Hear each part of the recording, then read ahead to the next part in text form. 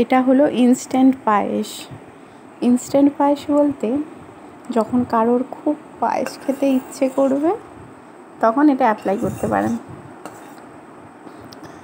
আমার কাছে যেমন এখন বিকেলবেলা খুবই পায়েস খেতে ইচ্ছে করছিল, তো প্রেশার কুকারে এই টেবিল চামচটা হাফ টেবিল চামচ ঘি দিয়েছি।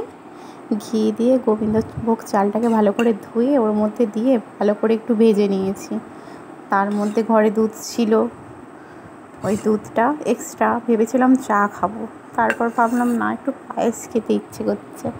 ওই দুধটা ওই গোবিন্দভোগ চালের সঙ্গে দিয়ে ভালোভাবে মিশিয়ে একটা তেজপাতা আর দুটো এলাচ ধুয়ে নিলাম।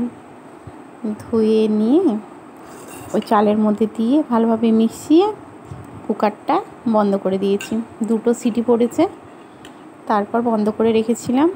খুলে দেখলাম যে চাল ভালোভাবেই সেদ্ধ হয়ে গেছে। এবারে চালটাকে ভালোভাবে মিশিয়ে নিয়ে চামচের এইভাবে করে ভালোভাবে মিশিয়ে নিয়ে পরিমাণ মতো চিনি আর অল্প একটু লবণ দিয়েছি। কাজু কিশমিশ কিছুই দিইনি। দেখি কেমন খেতে হয়। বলবো না যে খুব সুন্দর খেতে হবে, আর এটাও বলবো না যে খুব খারাপ খেতে হবে।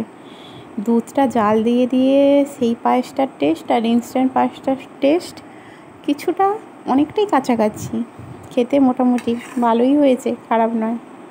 ট্রাই করতে পারেন যখন কারোর খুব পায়েস খেতে ইচ্ছে হবে, সময় কম আর দুধের পরিমাণও কম, তখন এরকম একটা পায়েস করা যেতে পারে।